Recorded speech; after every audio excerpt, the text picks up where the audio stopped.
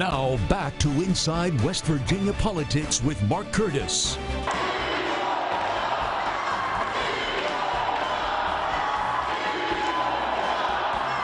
And welcome back to our final segment this Sunday on Inside West Virginia Politics. We're going to wrap up our discussion of education reform here in the Mountain State.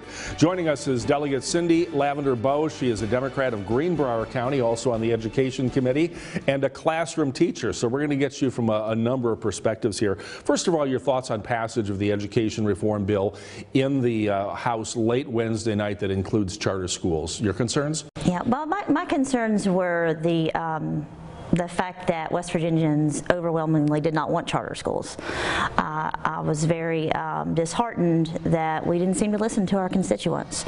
I know there's been a lot of talk about, well, people are afraid of it because they don't understand it. Well, I think people do understand, and I think overwhelmingly, not just the forums and the surveys, but also those folks who reach out to me via email, via phone call, who stop me, in the grocery store.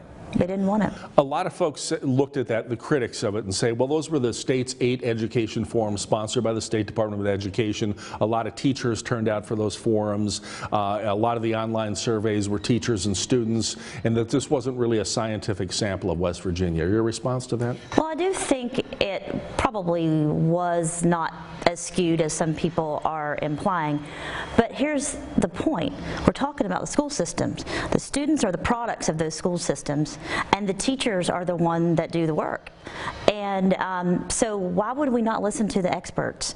Why would we not listen to the students who are going through our public schools? I mean, why wouldn't we wait that more? I want to talk to you as a school teacher about some other things in the bill, because I think the charter schools got all the attention. Yeah.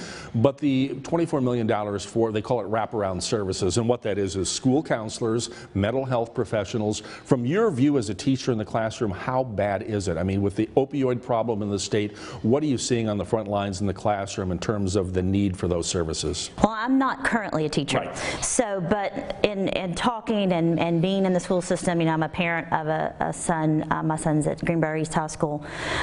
It's what they're dealing with every day. In our county, we had so many babies that were being born 5 to 7 years ago addicted to opiates. And if you think about it, these kids are now in the classroom. They're now kindergartners in first grade. And so teachers are seeing problems that they've never had to deal with before, from behavioral, emotional, and academic. And you're simply not trained as an educator in how to deal with those mental health issues. Are you hearing from a lot of those students who are not being raised by their parents, but rather their grandparents? And what kind of problems does that pose? Well, if we're talking about student achievement, I mean, the data is very clear that students and children that don't live with their parents perform lower on standardized test scores. They drop out of school more often. They don't go to college. And that's the concern. It's like we've lost a generation in this state to the opioid crisis. And now we have our next generation in danger because of the effects. This is such a far-reaching problem. And it's in every part, every aspect of our society, but our schools are hit the hardest. Let's assume the Senate goes along with this and the governor signs it. There's going to be a 5% pay raise for teachers and school service personnel. We had 5% last year. Is this making any inroads, and we're down to a minute here, any inroads in the competition problem we have with our neighboring states that are siphoning off our teachers? Are we going to be able to maybe retain more teachers with these pay raises? I don't know that it's enough to move the needle in that way, but more importantly, I think the disrespect that educators are shown in this state, you're not going to attract anybody when they look at what's happened here and the way that our educators have been disrespected. And it's just one more reason for those who are here every day to say, you know what, why am I here? Why am I doing this? Why don't I leave the classroom? Why don't I leave the state?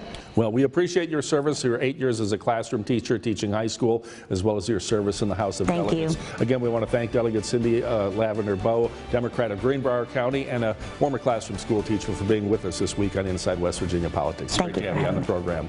We'll see you back here next Sunday. Thanks for watching, folks. And don't forget, we're on a podcast. Download us.